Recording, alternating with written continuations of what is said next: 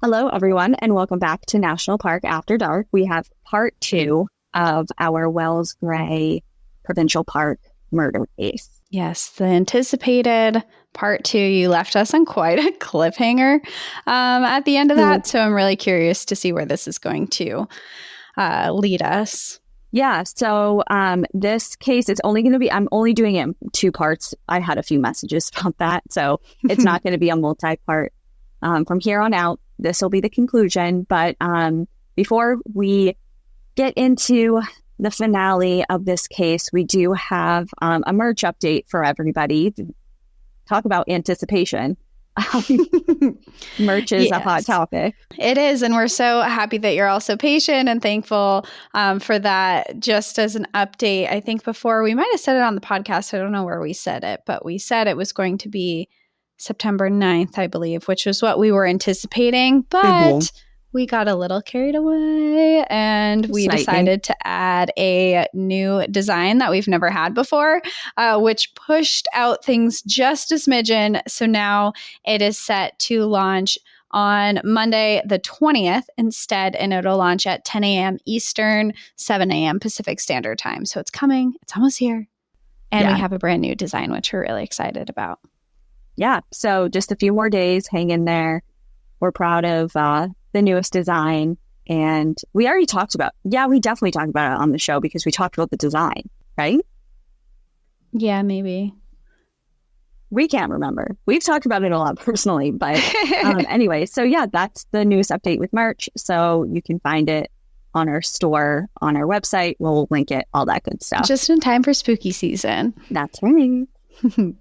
Okay, so I'm going to give a brief recap as we always do with any multi-part episodes. Of course, it's better if you just go back and listen to the first episode to get all the details, but I'll just refresh everybody's memories, especially yours, because it's been a while. So here we go. In part 1, we were introduced to the Bentley and Johnson families. Bob, Jackie, and their 2 daughters, Karen and Janet Johnson, were on vacation with Jackie's parents, George and Edith Bentley.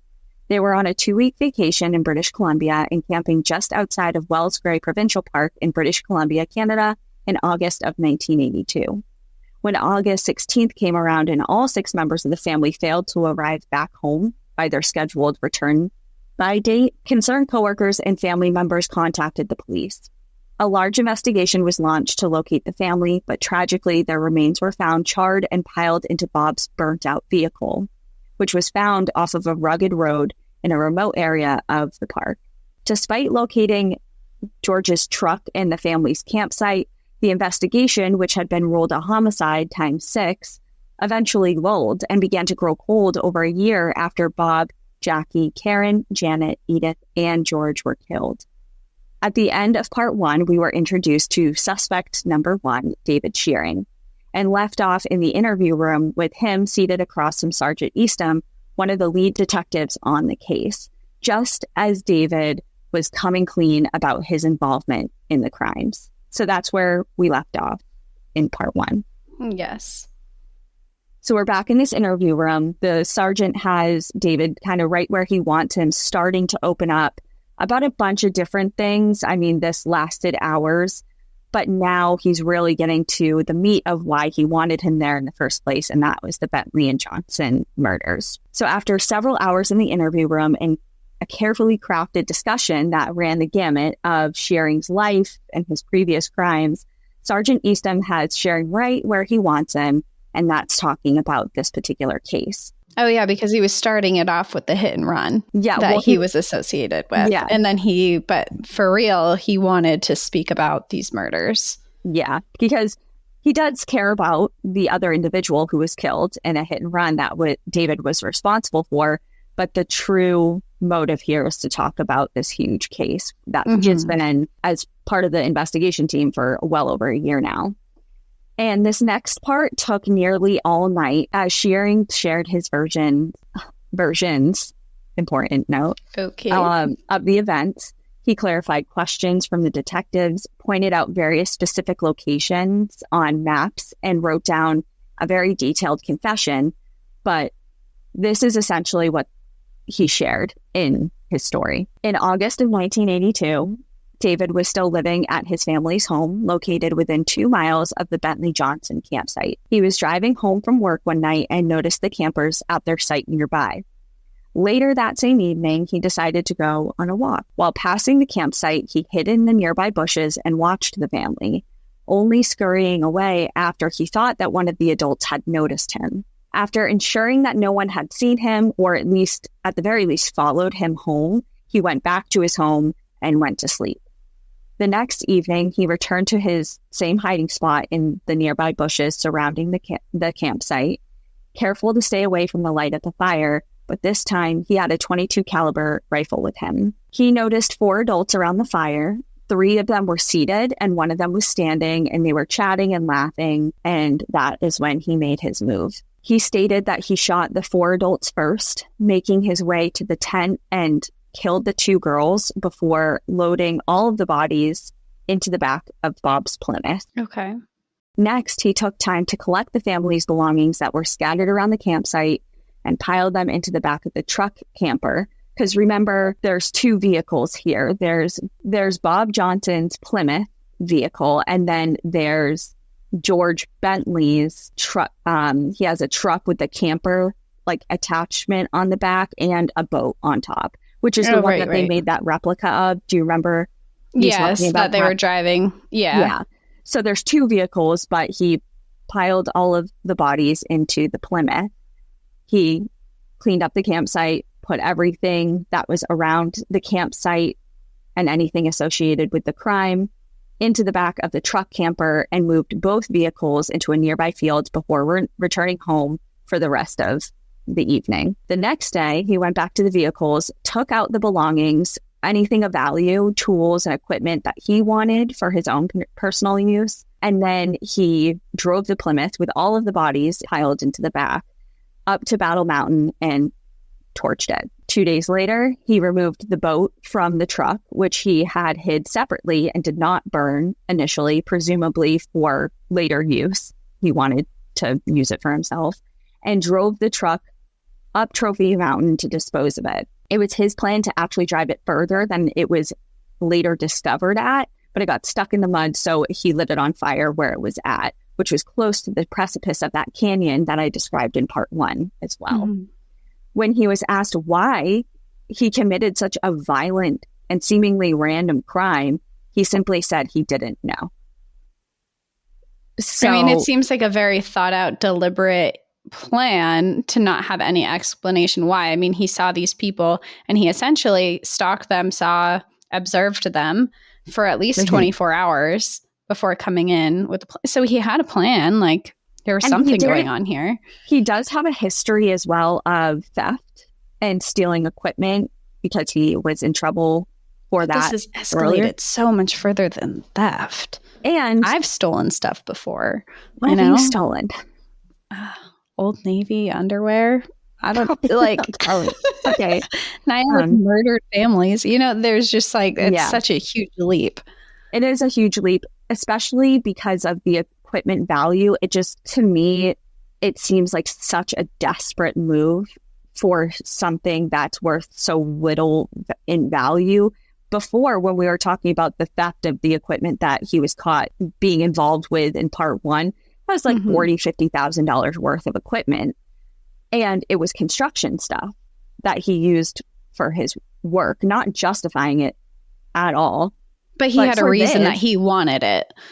For this, it's like, oh, you wanted someone's camper in their boat? Like, I'm just confused at that. And you would ask, and you wanted it so badly, you were willing to commit a horrific crime for it. Like, it's just 6 people.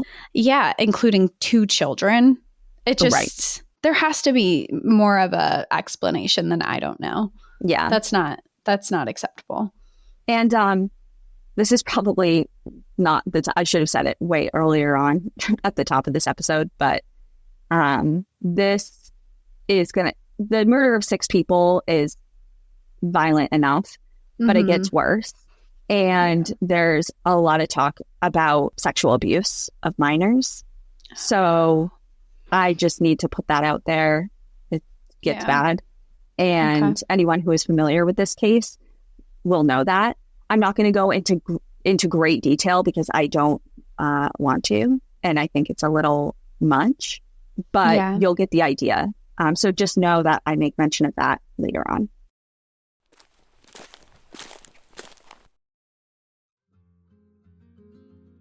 There are some things in life that just aren't what they seem. For example, the dress I bought from an ad on Instagram. The ad looked great, the quality, not so much. But when you're looking for a doctor online, you should be able to trust who you're choosing. And with ZocDoc, you have more options than you might realize, with top-rated doctors so you can trust who you see. ZocDoc is a free app and website where you can search and compare high-quality, in-network doctors, choose the right one for your needs, and click to instantly book online. We're talking about in-network appointments with more than 100,000 healthcare providers across every specialty, from mental health to dental health, eye care, skincare, and so much more. You can filter for doctors who take your insurance, who are located nearby, who are a good fit for any medical need that you might have, and who are highly rated by verified patients. Plus, ZocDoc appointments happen fast, typically within just 24 to 72 hours of booking. You can even score same-day appointments. When I need to find a doctor, I use ZocDoc. So stop putting off those doctor's appointments and go to ZocDoc.com/NPAD to find and instantly book a top-rated doctor today. That's ZocDoc.com/NPAD. ZocDoc.com/NPAD.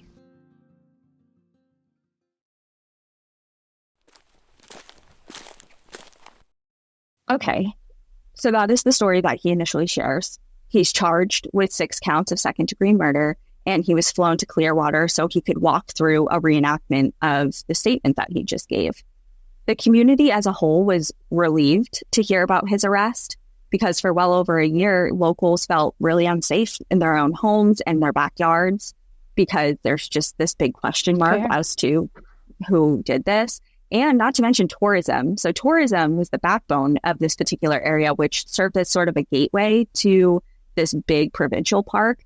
And that suffered tremendously because no one was interested in recreating somewhere that such a brutal crime had taken place, especially knowing that the perpetrator or perpetrators hadn't yet to be caught. So yeah, no one wanted to go there. Area. It's not like you're recreating in this place that's filled with other people and you're safe.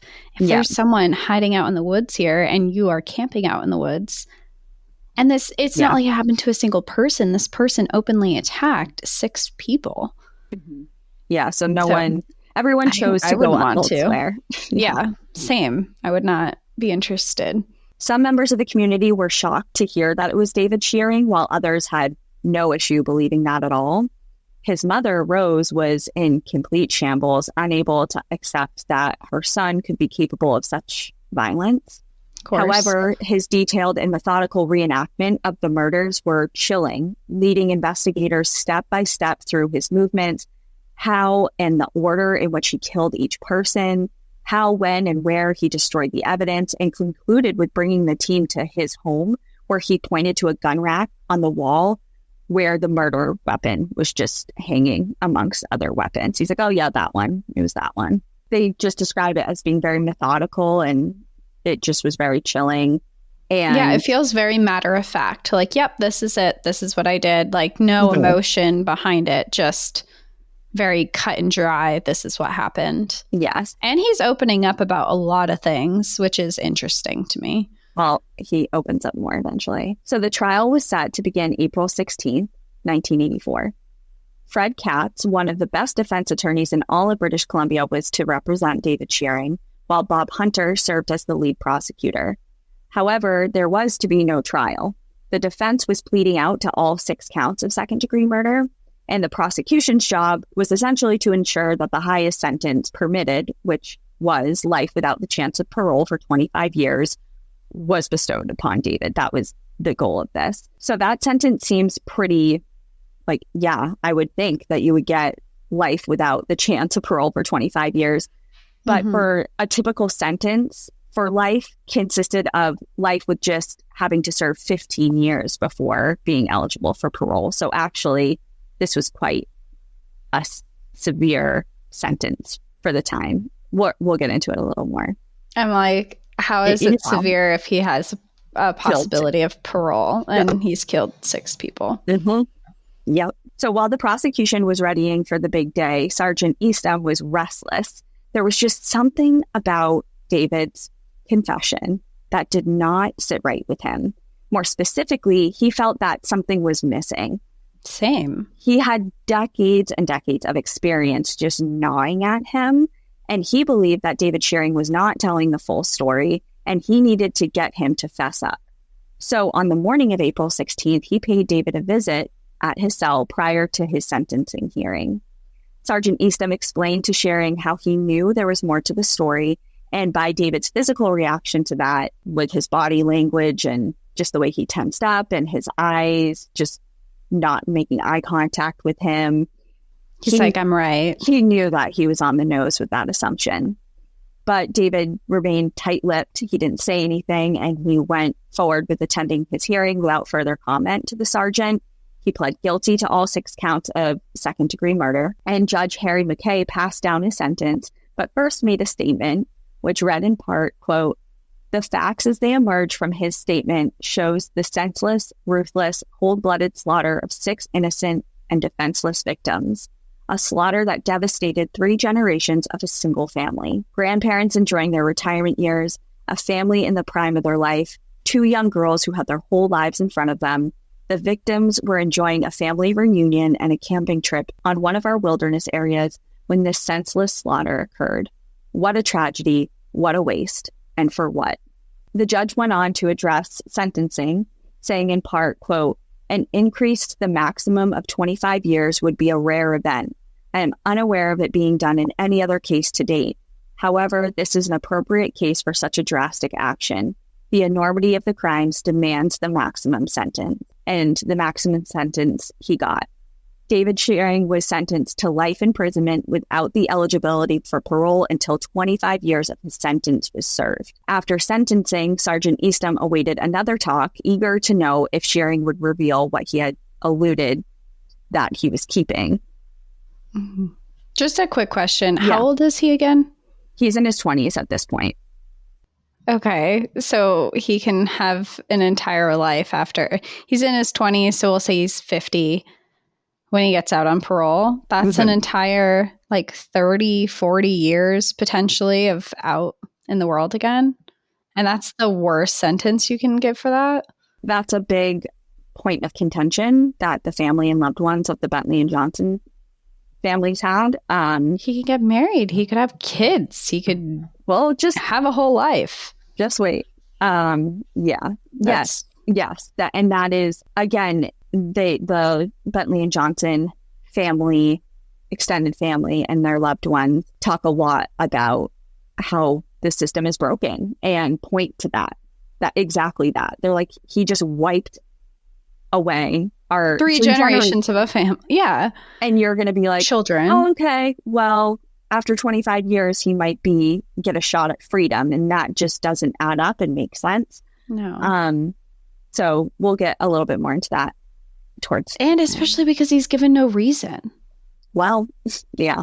Well, I'll let you tell the story, but okay. I'm just appalled. But you should be, and you will be more. David Shearing was assured by his attorney that his sentencing was complete and nothing that he said at this point in time would change his sentence. Like, it was already handed down, and that was what he received from the judge. So because of that, he may have felt a little more comfortable with revealing more. And in fact, this attorney, David's attorney, was like, hey, so Sergeant Eastham will likely be the one writing parole board reports for David because he was so heavily involved in this case. He may be involved in, or one of the determining factors or voices when it comes to parole down the line, if you're eligible. So you may want to come clean with whatever you have to do and be honest with him, because that may play out for you better in the future if you're just forthcoming with what he's asking of you. So that may have encouraged him too. But let's just say that sentiment didn't pan out. It was not right, because what he had to say would not earn him any sort of leniency points in anyone's mind. Mm-hmm. The truth of what unfolded was worse than what David initially confessed, because it wasn't as cut and dry as he initially explained it. It was true that he did first see the family at the Bear Creek site on his way home from work, either a Thursday or a Friday night. He couldn't recall exactly. He watched them for a period of time and went home, but not before making the decision that he wanted Karen and Janet. May I remind you, were 11 and 13 years old. David, in his mid-20s at this point, also as a reminder, so he returned the next 2 evenings, well aware of the fact that he would have to kill the 4 adults to get to the girls. So he came prepared with a rifle.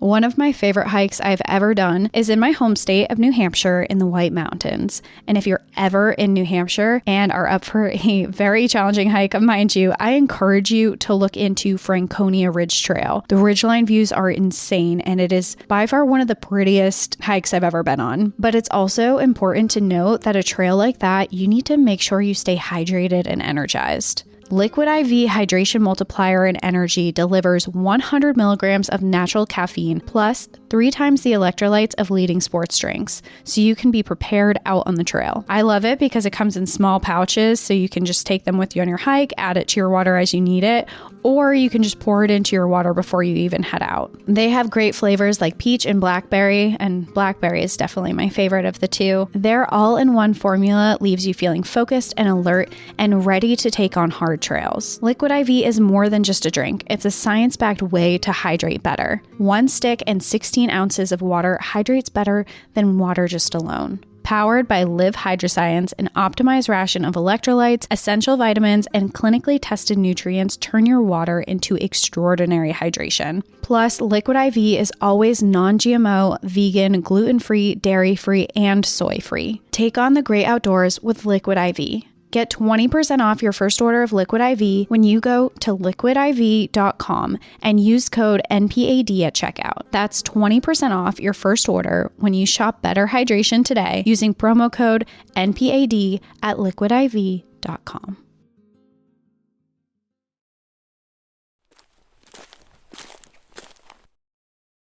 On the night of the murders, he hid in the bushes alongside the campsite for nearly an hour, watching and calculating his next moves when one of the adult women noticed him.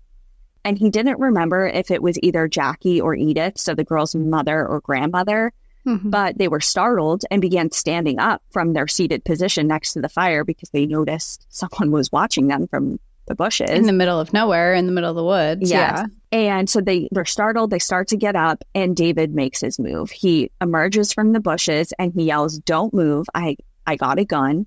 As he approached the group, Bob stood up, ready to defend his family. And he was shot in the neck and was on the ground, gurgling blood as David strode past him and began his killing spree. George was running towards his truck when he was struck near the passenger side of the vehicle, which, if you remember from part 2, that bullet hole in the side of the truck, that was kind of the holdback piece. That was from when George was killed. Jackie was shot in the head as she reached the tent with her girls in it as she was unzipping the tent. And Edith, who was attempting to take refuge in the camper, was shot in the head as well. David then approached the tent, and the girls were clearly shaken and asked what all the noise was. David responded by saying there was some really bad people outside of their tent and that their parents had sent him in there to tell them to stay at the campsite with him while they all went to get help. He instructed the girls to stay in the tent no matter what they heard because it wasn't safe to come out yet. He left them there and returned to Bob, their father, who was still alive, and shot him once more because he was making noise, God, quote unquote. Awful.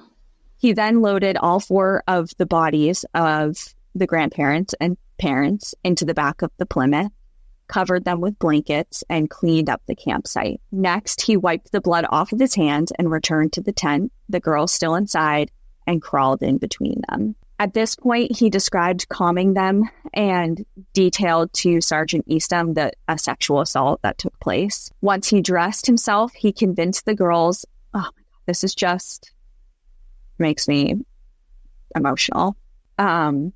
Once he dressed himself, he convinced the girls to help him break down the tent and pack the rest of their campsite up. He then asked several times, the girls during this were asking him several times where their parents were and what had happened, to which Shearing remarked, "I guess they believed me as they accepted everything I said.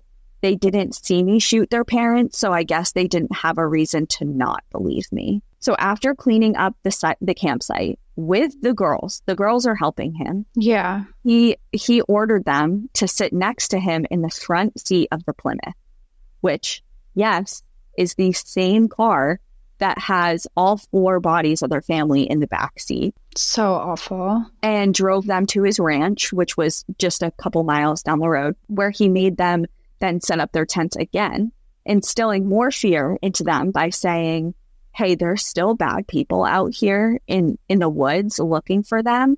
He forced them to stay put while he returned back to the Bear Creek site to dispose of the truck. When he returned, he told Janet and Karen that he had actually saved their parents and helped them to safety, and that to not worry because they would be coming back for them soon. Fear-mongering even more, he told them that they needed to stay hidden inside their tents because there were bears and wolves and dangerous creatures outside.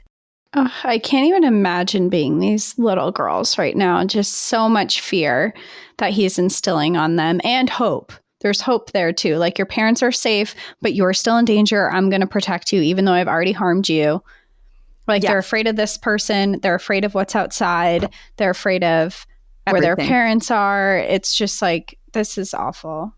It's incomprehensible to really imagine what these moments were for these girls, and watching a lot of interviews with their family and their friends that are now adults, they can barely get through it without breaking down because it's so awful. David recalled how terrified the girls were, but he left them. And he said he went home.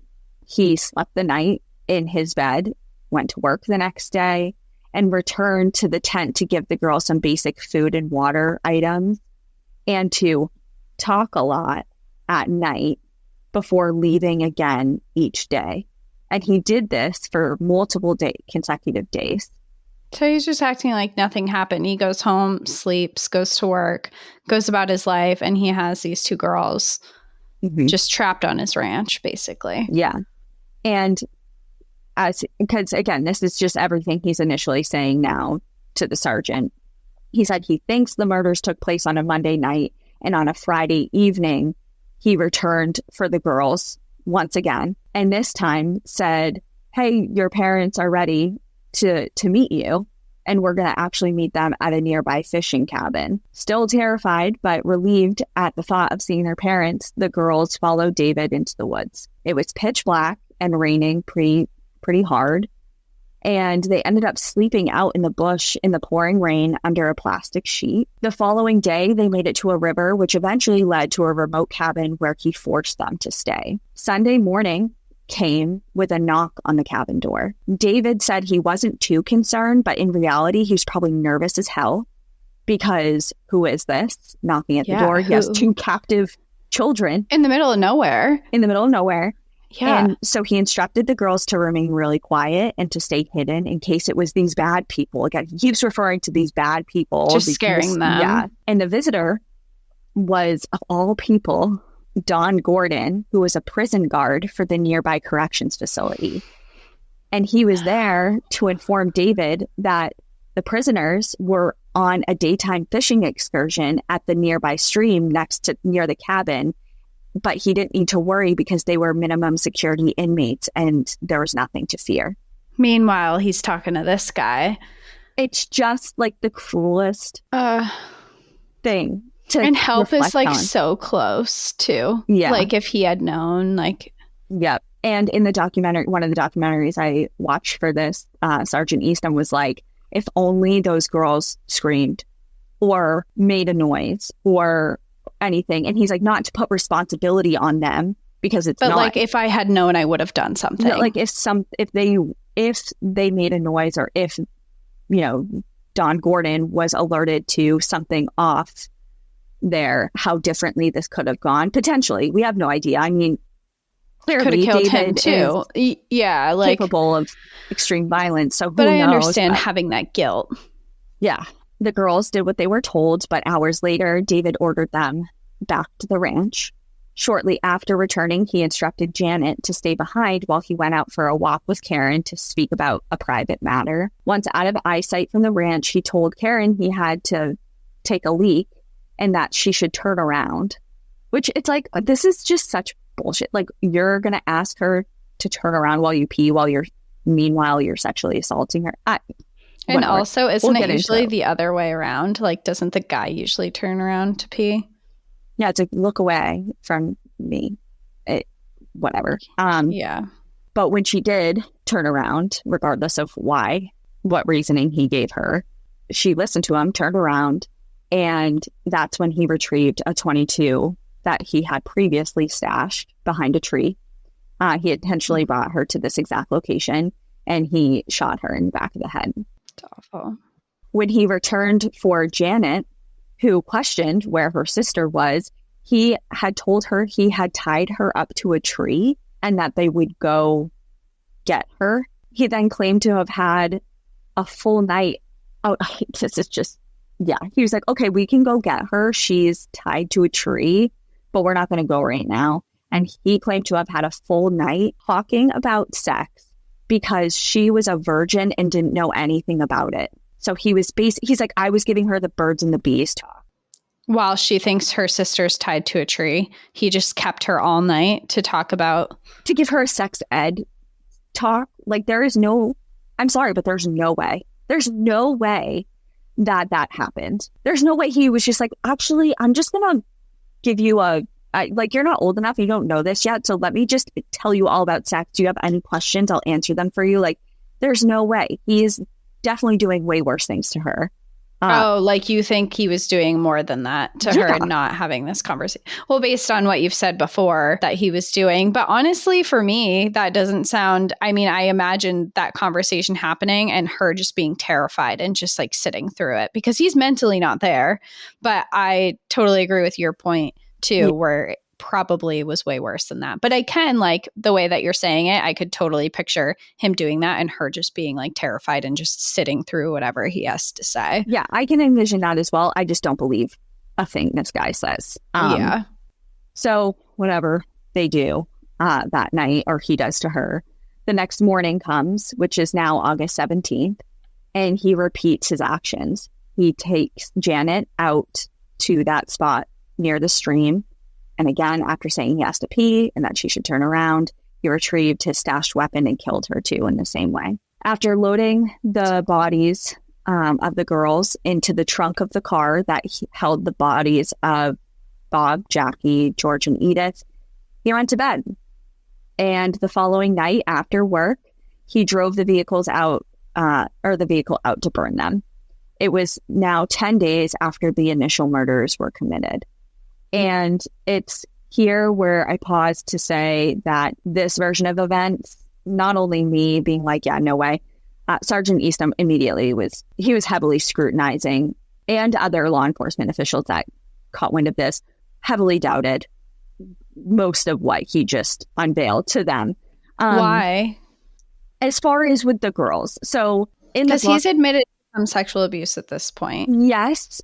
But he was like, it was kind of like he was sharing half truth is what they were saying. Like feeling out what their reactions would be, yeah, like sprinkling maybe a little bit, like give a couple breadcrumbs, see how they react to what he's saying and continue and not like give the full picture. Yeah, maybe. And I don't know the motivation behind that, but because, so like how the girls didn't know, going back to the tent, the original scene of the crime, when he's shooting their parents and their grandparents, and he just pops his head in to the tent, and the girls are like, what's going on out there?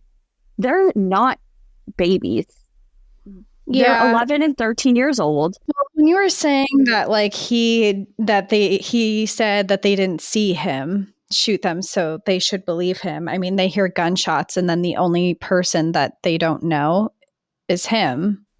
Right. He's painting them to be these dumb, I don't know. I know they're children and they're young, and they can certainly, especially over time, they can be warped into this false reality or whatever. I mean, and fear can do a lot of things if you're afraid of someone. But to go right off the bat, then be like, what's happening? Who are you? You're fine. Like, I just, like, me and I think a lot of the investigators had a lot of doubt with that right off the bat.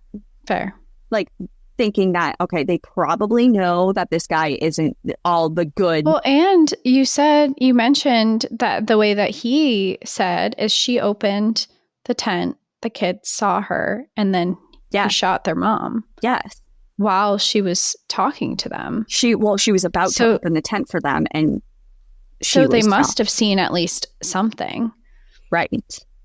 So that's why that was like going right back to that where everything starts to unfold. They were like, they're not that convinced that they believed that he was their savior and that he was protecting them from other bad people. Like, and that they willingly went with him places.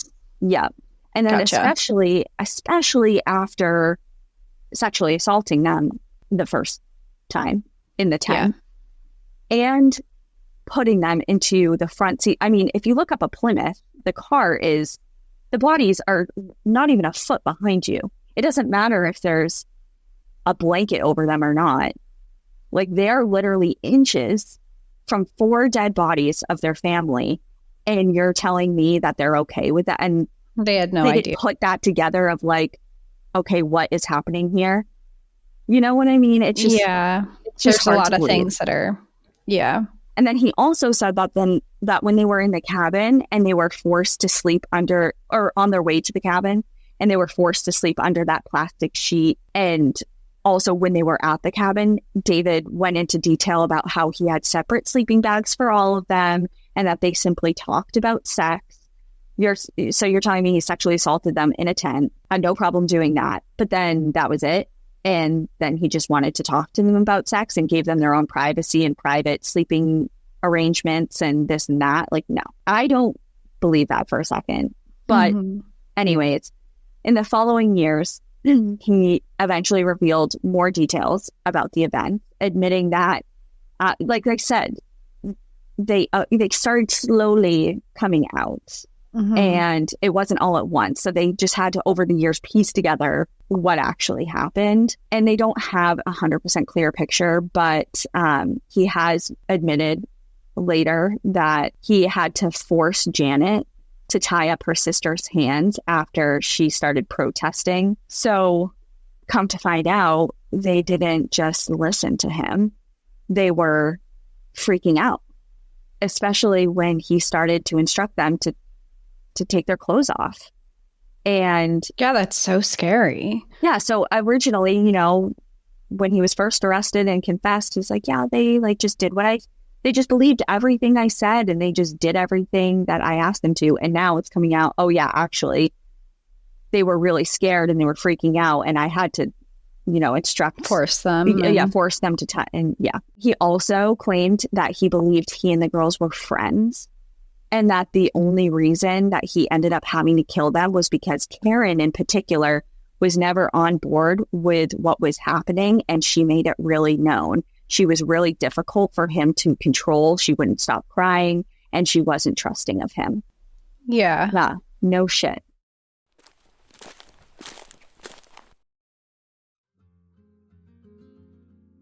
This podcast is sponsored by BetterHelp. Is there something in your life that you'd love to start learning as an adult? A new language, gardening skills, how to play tennis. A lot of new learning is lost after you leave school, and it can be hard to make time to reconnect with your curiosities in life and those fun things that you like to do. How many times has responsibilities in your work or home life made you not stay consistent with a new passion or hobby? Therapy can help you prioritize and manage your time and create appropriate coping skills for stressors in your life that might take away from that time for yourself. If you're thinking of starting therapy, give BetterHelp a try. It's entirely online, designed to be convenient, flexible, and suited to your schedule. Just fill out a brief questionnaire to get matched with a licensed therapist and switch therapists at any time for no additional charge. Rediscover your curiosity with BetterHelp.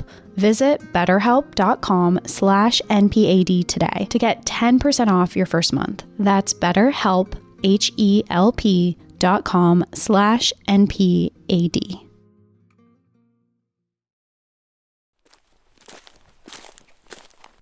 So with this slow drip of details and their extreme difficulty to believe in the first place, it was near impossible to take David's word for what he was saying without a huge grain of salt.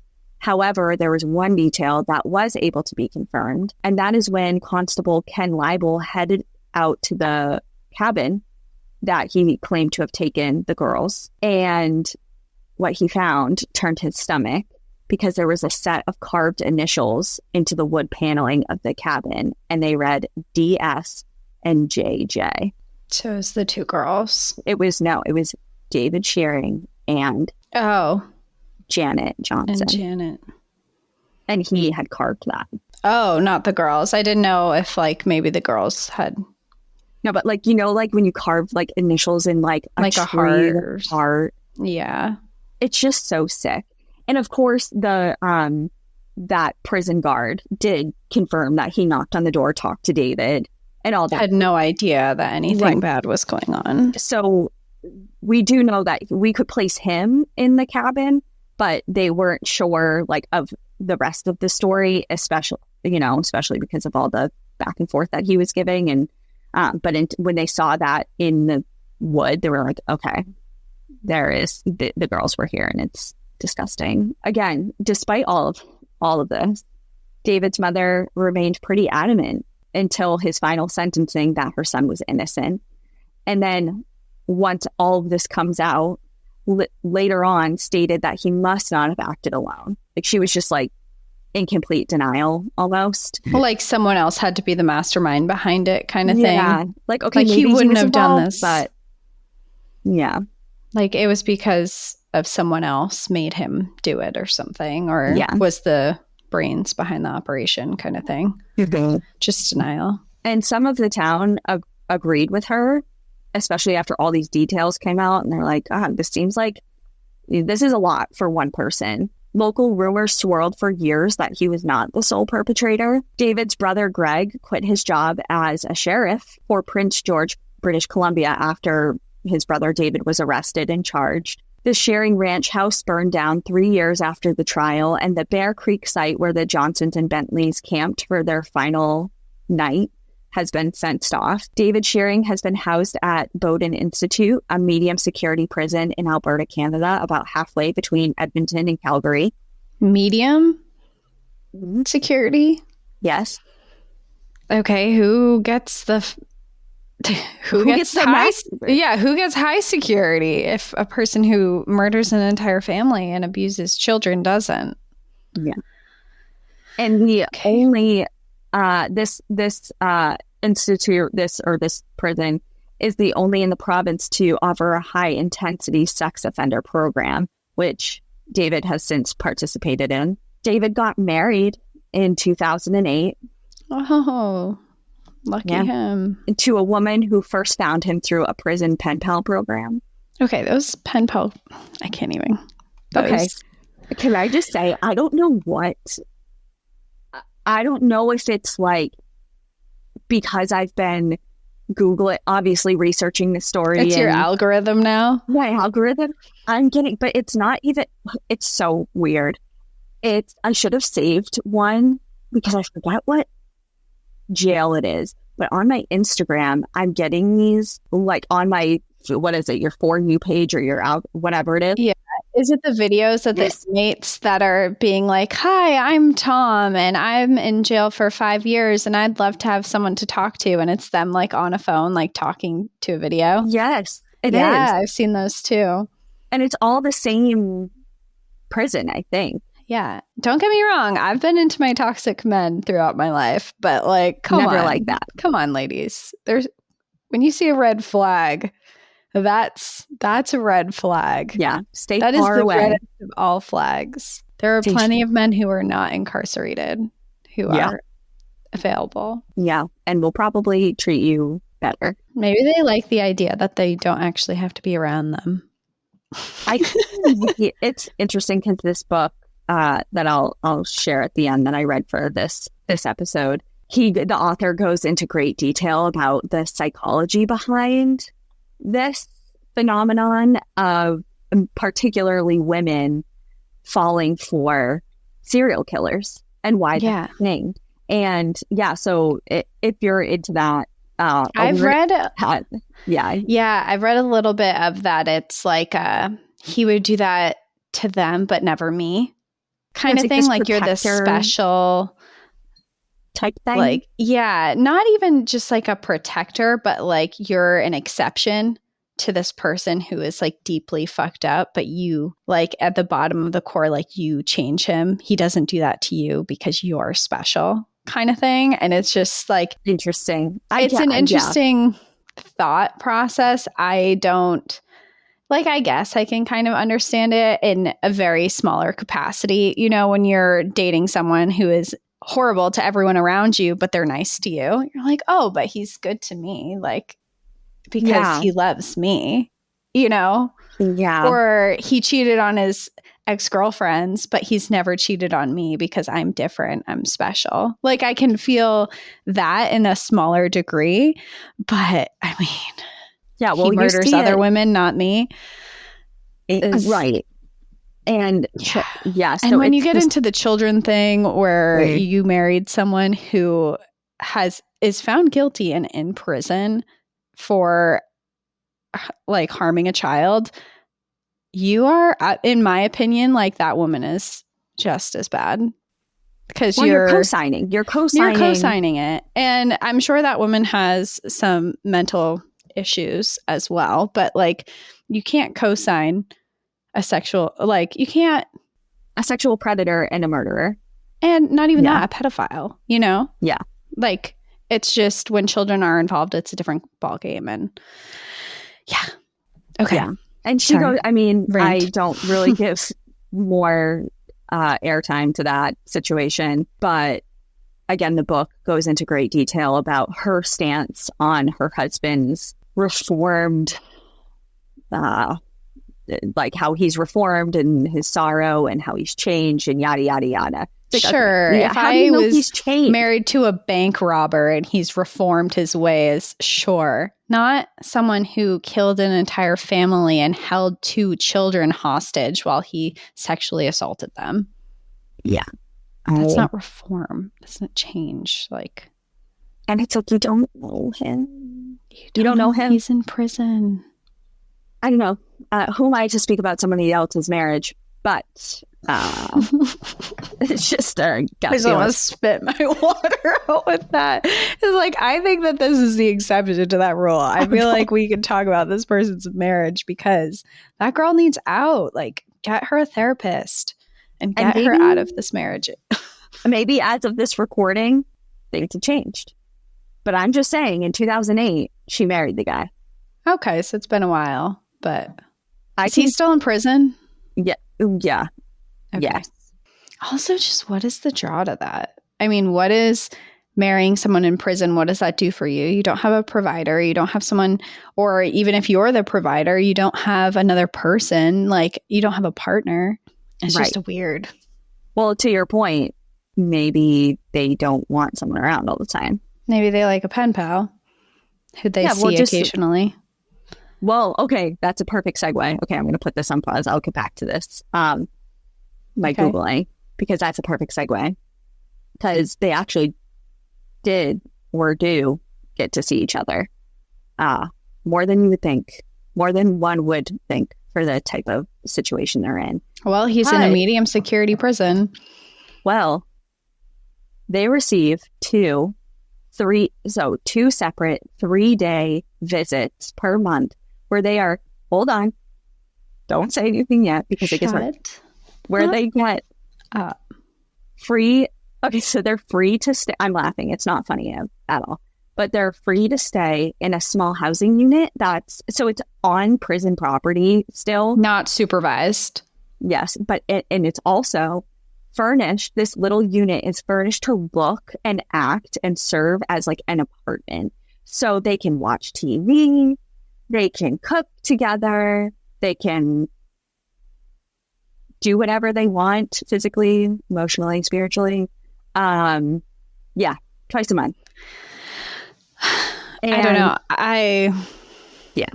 I have a lot of feelings towards that because I can understand in one aspect on the incarceration side where having prisoners who have absolutely nothing to live for can create a very unruly prison space. And if you have prisoners who literally have nothing going in their life, then what's going to stop them from being these absolute menaces in prison? And it's a danger to the other people around you, and it's a danger to the prison guards. And I can see how having a program like that would be beneficial to not only the inmate, but also the people who are working there and the people surrounding them. However, that being said, so and this book that I keep like saying, I'm like, the book. So it's called Murder Times 6, The True Story of the Wells Gray Park Murders. And again, goes into this in greater detail as far as exactly what you said, just more from a prison reform, incarceration, like view, and through that lens. And if you're preparing this person to go back out into the world, and you know, there's all this, that, and the other thing. But then, I mean, and that's great. And I think we do need to look at it from that side. However, imagine being a Bentley or a Johnson family member and you hear that their murderer gets to do that. Yeah. No freaking way. Like, yeah. That is where it gets really tricky because it's like, okay, well, who gets to decide, you know, where the line is, where that is. Well, also a sentence is weird. Why is he in a medium security prison? Why was his sentence so light?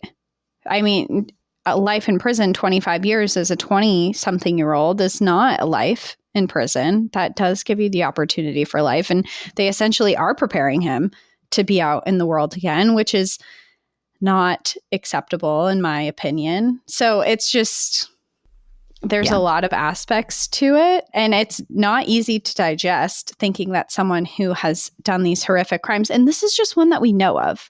And also in my opinion, I don't know if you're going to go into this, but that was way too calculated and planned and executed for that to be the first time he's harmed someone. Well, he killed someone before. Yes, but that was a hit and run. It's very, it's horrific what happened, but it's not an intimate setting. You know, he like point blank went up to 4 people and shot them and then sexually assaulted 2 girls over a period of 10 days and kidnapped them. Like, that is such an intimate thing that I cannot imagine that he didn't do something before that happened. Yeah. I don't have any further information about that because nothing has ever, to our knowledge and what he has shared, there has not been something else. Mm-hmm. So, but I agree that it does seem an extreme first crime of that nature, I should say. And he did it successfully too. I mean, of course he was caught and everything, but he successfully did that to a group of 4 adults. You know, like, it is not an easy thing. Even though he had a weapon, he killed 4 adults. Yeah. And adults that were aware of him like hell to protect their family. Yeah. Well, back to Heather, his wife. She claims that she knows him better than anyone else and that he is truly remorseful for his actions, but she doesn't blame anyone for not forgiving him. And it turns out, surprise, that most people don't share Heather's view of David. I also do not share Heather's view. Yep. In fact, approaching his first parole hearing in October of 2008, more than 10,000 people signed a petition in support of denying David Shearing for parole, who by then had changed his last name to Ennis, which is his mother's maiden name. So you'll see if you look further into this case, he's now referred to as David Ennis, but same guy. Interesting he didn't choose his wife's last name. Yeah. It's almost Just like a weird note. I'm going to say, never mind. Who am I to comment on something else's marriage? The hearing gave the Johnson and Bentley family, this parole hearing, the opportunity to read victim impact statements in which 9 people shared.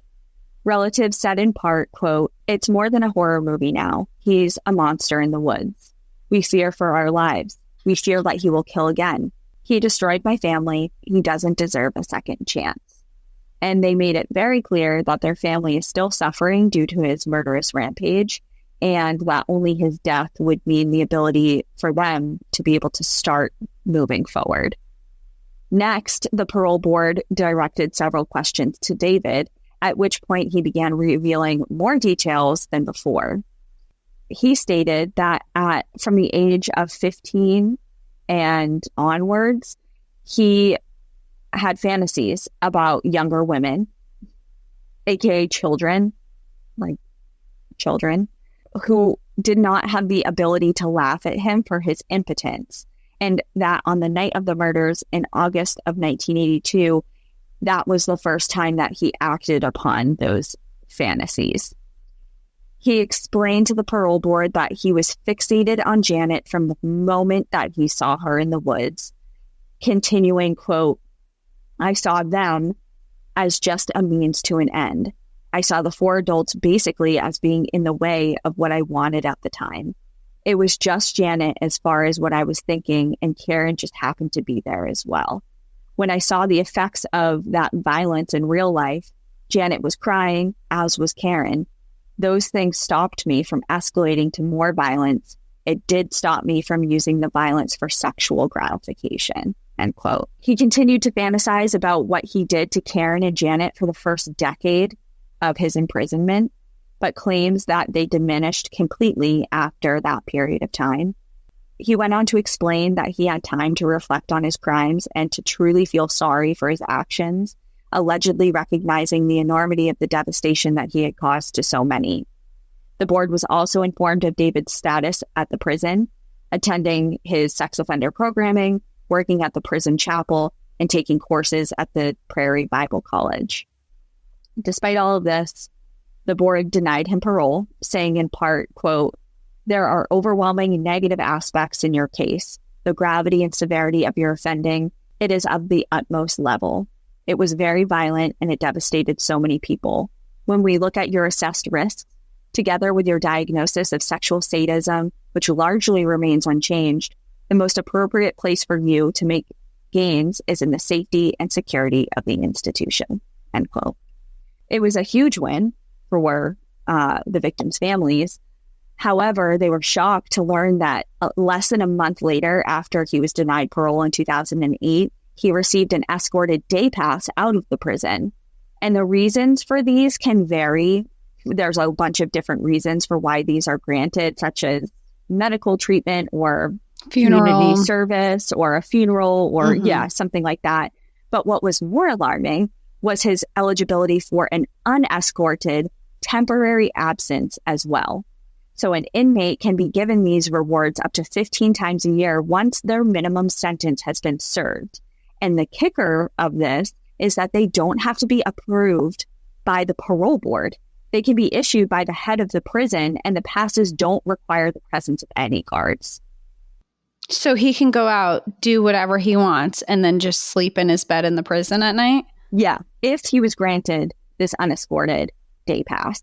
So the families are like, what the hell? He's clearly dangerous. And in that statement from the parole board, it said that he was diagnosed with, sexual sadism? Yeah, and that he is just too much and he's a predator towards children. It's not even like he's consensually practicing whatever with adults. Like he fantasizes about children. Okay. Yeah. Okay. But he can be out. Potentially. So the family was appalled by that. As they should be. Luckily, he has not been granted such passes, and he was again denied parole in 2012 after a hearing. And then another petition that had, at this point now, over 13,000 signatures to keep him behind bars. Yeah, people don't want someone like that out. Yeah. In 2010, 2014, and 2016, David Ennis, Shearing, waived his right and opted out of his legislated parole hearing opportunities. However, each of those years gained more and more signatures on the petition presented to the board, urging them to keep him locked away. He was denied again in September of 2021 when he applied for parole. And as of today, the petition on change.org, organized by Tammy Arishinkoff, I believe is how you say it, who is a friend of Janet's, was a friend of Janet's when they were young, holds over 100,000 signatures. Well, add me to the list because I will also sign that. Yeah, so I'll link it below, but the page below here, it's like we're on video now. Whatever. I'll put it in the episode description. But the page is currently on hiatus until 2026 because that is the next time that he is eligible to apply for parole if he chooses to do so. Because in some of the past years, he hasn't gone forward with that, but that's his next eligibility. So that page is still active, but you can see the last signatures was from this time in 2021. Oh, so you can't sign it right now. You have to wait till 2026. There just hasn't been any updates or anything. Like Tammy has said, we'll be back in 2026 if he applies for parole again. We'll start the fight all over again. So the story is about the murders and what David Shearing / Ennis did to the Bentley and the Johnson family. But it's equally a story about what victims go through after the murders and the pain that they endure, because every single time that David is up for parole, the painful memories are just ripped right open as they having to make statements. Yep, as they have to fight to keep David behind bars when it seems like it should be just a no-brainer. And in a tearful interview given by Shelley Bowden, who is Janet and Karen's aunt, she remarks at how difficult it is for her family to have to go through this parole process every 4 years, stating how she just wishes that he would just stop applying for parole and just leave her family alone and leave them with the wonderful memories that they have of their family, instead of having to just force them to refocus on their final horrific moments. Yeah, over 4 and over years again. is so soon. 4 years is it's an election. It's just 4 years comes around so quick. Mm-hmm. And for the family to have to do that, it's a lifetime full of grieving and stress and just fighting for their family members who should have never lost their lives, which is very frustrating that the judicial system is still making them go through this, because it's just kind of like a slap in the face every 4 years. And you'll see on the petition site, and it's mentioned in a few articles as well, but it doesn't go into super great detail. But the family is fighting to, of course, they're focused on when his parole times are at the forefront, and that's something they need to focus on. They do that. But they're also aiming a lot of their focus at changing the laws when it comes to this, so that other families don't have to endure what they have had to, as far as this repeated process of fighting for what seems to be just something that should be a given. Yeah, he should have never been eligible for parole, and this shouldn't be a fight. Yeah. Despite the pain, she and other family and loved ones continue the fight for George, Edith, Bob, Jackie, Karen, and Janet, as well as for the public, who they fear would be at risk if David Ennis Shearing was to be freed, because that's another whole concern they have. Yeah. The reason this doesn't happen to more people is because he's behind bars. Keep it that way. He is currently eligible for parole I think I said every 4 years. It's every 5 years. So his next opportunity will be in 2026, as I mentioned. Mm-hmm. The memories of the Bentley and the Johnson families are still kept alive by their family, friends, and the Clearwater community. They are all remembered and celebrated on their birthdays and for who they were as people: kind, generous, bubbly, shy, grandparents who deserved to enjoy their golden years, parents who deserved to raise their family, and for children who deserved to live their full lives. If you would like to support the families, you can keep up with the developments on the Justice for the Johnson Bentley Families Keep Their Killer Behind Bars Facebook page, or the Keep David Ennis, aka David Shearing, Convicted Mass Murderer Behind Bars, Deny Parole, change.org petition, both of which, like I mentioned, I will link in the episode description. And that is the story of the Bentley Johnson murders and the shitbag David Ennis Shearing. Well, thank you for sharing and telling us the rest of that story, because from part one, there was clearly so much more to that than what we first heard. So understanding everything that has happened since then, it really brings together the whole story. It's obviously a really horrific one and probably one of the sadder ones that we've covered on the podcast. But hopefully some better news comes forward with these petitions that are going on and people fighting for, and hopefully there is change and that we can make it so other families don't go through this. Yeah, don't have to deal with it. And like I mentioned, the book that I read for this episode is titled Murder x6, The True Story of the Wells Gray Park Murders, and that's by Alan Warren. And there is another book, I did not read it, but it's written by Sergeant Michael Eastham, so one of the lead investigators. Interesting. And it's titled The Seventh Shadow, The Wilderness Manhunt for a Mass Murderer. So if you're interested in more of a investigative point of view of this crime, then that's probably the book for you.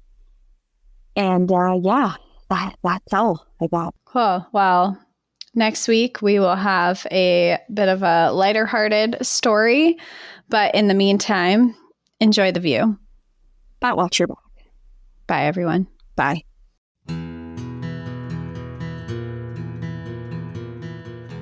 Thank you so much for joining us again this week. If you have a trail tale or story suggestion, send us an email at stories@npadpodcast.com. Follow us on Instagram and Facebook at National Park After Dark and on Twitter at NPAD Podcast. Join our Outsiders Only community on Patreon or Apple subscriptions to listen ad-free, unlock monthly bonus episodes, and exclusive content. And remember, when you support our sponsors, you are supporting our show. For our exclusive discount codes and source information from today's episode, check out the show notes. For more information on our show, our book recommendations, merch updates, and more, visit our website at npadpodcast.com. And please rate, review, and subscribe from wherever you listen to podcasts.